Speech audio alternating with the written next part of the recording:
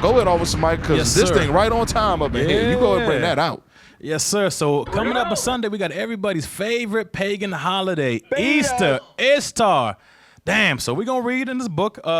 Read the title for me, please, Soldier. This is the pagan origins. The what? The pagan origins. Of what? Of Christian holidays. Okay. Let's see what the book says. Damn.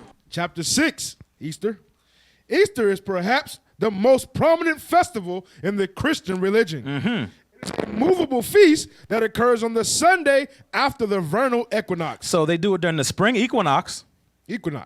According to Christian tradition, Easter Sunday is the festival that commemorates the resurrection of Christ on the third day. That's what they say, but jump to the next page where it says Sunday. Yes, sir. Sunday, first Sunday, day of the S-U-N. So day of the S-U-N. Not the S-O-N. So it's a day of giving homage to Tammuz, the pagan Messiah, the sun god, not the son of the Lord, not Jesus Christ. Keep reading. Christ could not have possibly been crucified on Friday and resurrected on Sunday. The only sign that Jesus gave to indicate that he was indeed the Christ was that he would be in the grave for 3 days and 3 nights. And my math ain't the best, but Friday night to Sunday morning sunrise isn't 3 days and 3 nights. Just like that, the justification for celebrating the most important holiday in the Christian faith is disproven. Of this what? The word. No. All right, jump down to the word. Yep, jump. The word Easter actually derives from the Anglo-Saxon goddess Eostri. Eostri, she is what? She is identified with the Babylonian fertility goddess Ishtar. So Easter goes back to Babylonian worship, to Semiramis, to Ishtar, to Astarte, to what she was called, Freya. All those female deities from all those different religions goes back to Babylonia. Now jump to. Oh, we can get it. Yes, sir. Yeah, let's read it. Sexual rituals in honor of Ishtar. Yep. In Babylon, like many other ancient pagan cultures, human sexuality was associated with fertility in nature. And Ishtar is a fertility goddess. Temples were erected in Ishtar's honor, and sexual ritualism was associated with the worship of her. Now it sounds Christ-like to me. Keep reading. Some scholars attest that each year, around the time of the spring equinox, the marriage of Ishtar and her consort Tammuz. And Tammuz was her son, which she made her husband because they were trying to bring Nimrod back to life. Was reenacted. That's very nasty. This ceremony consisted of a sexual ritual between the king of Babylon and the high priestess of Babylon. So they made members of this thing every year. It was believed that this union would ensure plentiful crops. Sacred prostitution was also practiced in honor of Ishtar. Herodotus describes this lascivious act as follows. Read. The foulest Babylonian custom. The foulest. Is that which compels every woman of the land to sit in the temple of Aphrodite. And what does she do? Or Ishtar. And have intercourse with some stranger once in her life. Keep reading. Many women, they all had to do this. This is where your Easter comes from. Many women who are rich and proud and disdain to mingle with the rest drive to the temple in covered carriages drawn by teams. Jump down to once a woman takes her place. What did you say? Once a woman has taken her place there, she does go away to her home before she does not go away to her home before some stranger has cast money into her lap. Some stranger has cast money into her lap and had intercourse with her outside the temple. So she can't go nowhere until some bama throws her some shekels and she has sex with him. But while he casts the money, he must say, I invite you in the name of my leader. That's the mantra they got to say. It does not matter what the sum of money is. So no matter how much he's getting paid, whether it's 1 shekel or 200 shekels, so that's your 1 cent, $40 hoe. The woman will never refuse, for that would be a sin. So that would be a sin back then, for her not to have sex with some random stranger. The money being by this act made sacred. So she follows the first man who cast it and rejects no one. Damn. After their intercourse, having discharged her sacred duty to the goddess, she goes away to her home. And thereafter, there is no bribe, however great, that will get her. So then the women that are fair and tall are soon free to depart. So the one who are so-called beautiful. But the uncomely have long to wait. Damn. So how long did some of these busted sisters have to wait? Because they cannot fulfill the law. They couldn't fulfill the law by having sex with a stranger. For some of them remain for 3 years or 4. Damn.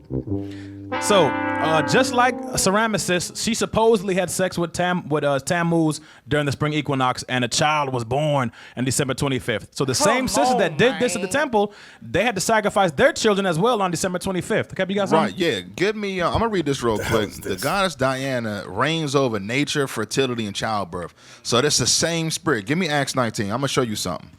We're going to show you something here that what we read in the scriptures is very relevant to today. We're going to show you back then and also today. Read Acts 19, start at verse 24. We're going to jump. The book of Acts, chapter 19, verse 24. Come on. So a certain man named Demetrius, a silversmith, which made silver shrines for Diana, brought no small gain into the craftsmen. So when you look at all the Easter bunnies they rolling out, the candy and all that, they getting paid. It's the same thing. Jump down to 27. Verse 27. So that not only this our craft is in danger to The reason why I was in danger because Paul was out there rebuking the evil like we do. Come on. So that not only this our craft is in danger. So that lets you know if you're a prophet of God, you're going to be disrupting idols, idolatry, wickedness. This truth, you're going to be messing with people's money. I'm going to tell you straight. Right. That's why you think Christ flipped over the money changes, man. The tables. Watch this. Come on. to be set at naught, but also that the temple of the great goddess Diana should be despised, and her magnificence should be destroyed. Come on. Whom all Asia and the world worshipeth. So to whom all Asia in the world worship. Now let's go to 1 Timothy. What does that got to do with anything? Because we read about the sexual exploits of those in the temple. Our people was following that custom back in the day. So now, because people, when we pull this out on the street, like, why are they reading this and why is that in the Bible? We're going to show you why this passage is in the Bible. 1 Timothy 2 and 9. 1 Timothy chapter 2, verse 9. Come on. In like manner also, that women adorn themselves in modest apparel. That women do what? Adorn themselves in modest apparel. So when you look at the dress code, if we could pull it up, I should have sent over the image, but though we have sisters that was coming in following and living or worshiping Diana, they used to have the female togas on. They used to have one of their breasts out or both of them out. Read it again. In like manner also, that women adorn themselves in modest apparel. Because they was following after Diana, the fertility goddess. Hold on, I was going to say, they do that in the Christian church? Yeah, they do that in the Christian church with their breast out. Come on. With shamefacedness and sobriety. Come on. Not with braided hair. So it says with shamefacedness, because what we pulled out in the history is some of them used to sit up in the temple and wait for somebody to throw some money at them, so they'd be giving the brothers the sex face. The hell is this? So they had to come out of that. Come on. And sobriety, not with broidered hair or gold or pearls or costly array. The reason why they was dressed like that, as we read, because when the man came into the temple of Diana or whatever, or that custom back in the day, they had to be dressed a certain way. Yep. They was prostituting. So that ancient Babylonian custom, the Romans took and said, we're going to call that Diana. Yep. And our people was following that. That's why we read what we read in Timothy here about the sisters got to dress modestly because they were coming out of that. So that's it on that. We want to make sure we just connect everything so people are not confused. Can I read one more part really quick? Yeah, absolutely. So this is page 48. I'm going to read it real quick. It says, Easter was not celebrated by early Christians. Easter in relation to Christ was not celebrated until several hundred years after his death.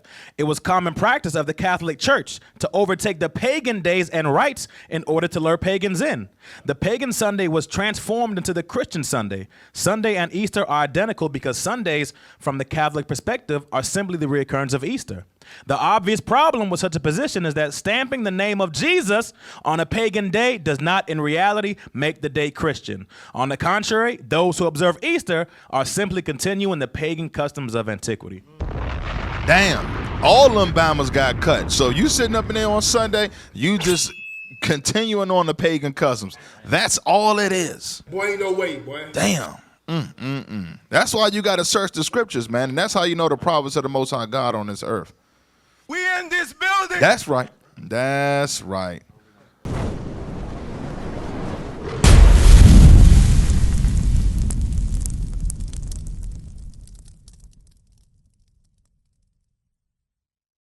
What is a nation?